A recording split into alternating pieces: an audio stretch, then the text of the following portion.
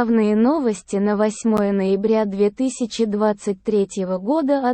Блокировка бумаг на СПБ бирже из-за санкций США против торговой площадки в основном затронула квалифицированных инвесторов, которые держат около 80% от всего объема бумаг, рассказала председатель ЦБ Эльвира Набиуллина журналистам в кулуарах форума Финополис-2023, передает корреспондент «Ведомостей». Квалы приняли на себя основной удар, так как розничным инвесторам с начала этого года запрещено покупать бумаги недружественных компаний. Попова заявила о начале новой волны заболеваемости COVID-19. Москва. 8 ноября. Интерфакс.ру. В России наблюдается вторая осенняя волна заболеваемости коронавирусом. Число заболевших за месяц выросло в 2 раза, заявила глава Роспотребнадзора Анна Попова. Если говорить о ковиде, то на сегодняшний день мы видим вторую, более высокую волну, чем первая, которая была в сентябре. Заболеваемость, ИФ, поднимается. Сегодняшняя регистрация недельная составляет 35-36 тысяч.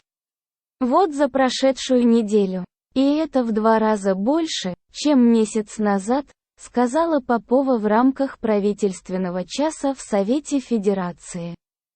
3. Богомаз. ВСУ обстреляли поселок Климово кассетными боеприпасами. Приграничный поселок Климово в Брянской области утром во вторник подвергся обстрелу со стороны украинских подразделений. Об этом сообщил в своем телеграм-канале губернатор региона Александр Богомаз.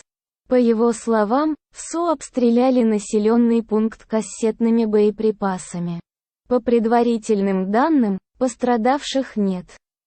Однако повреждены несколько жилых домов и хозпостроек. Богомаз добавил, что сейчас на месте работают оперативные и экстренные службы. Обследование территории поселка продолжается. 4. Министры стран G7 поставили РФ ультиматум по возвращению денег.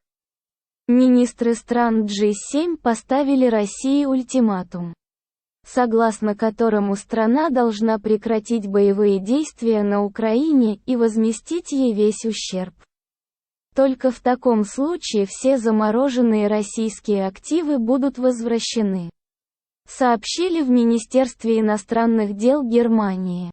Россия должна нести правовые последствия всех своих международно противоправных действий, включая компенсацию ущерба, причиненного Украине.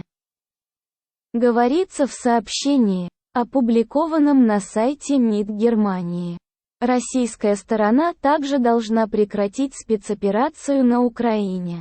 В немецком дипведомстве подчеркнули, что до тех пор российские активы будут оставаться обездвиженными. 5. Путин и Токаев дали интервью в преддверии встречи 9 ноября.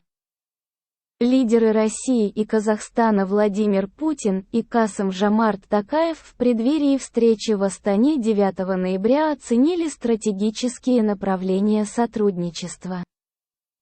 Президент РФ рассказал о развитии отношений двух стран в интервью «Казахстанской правде». Токаев, российским «Известиям». Лайк поставь, подпишись. Всем пока.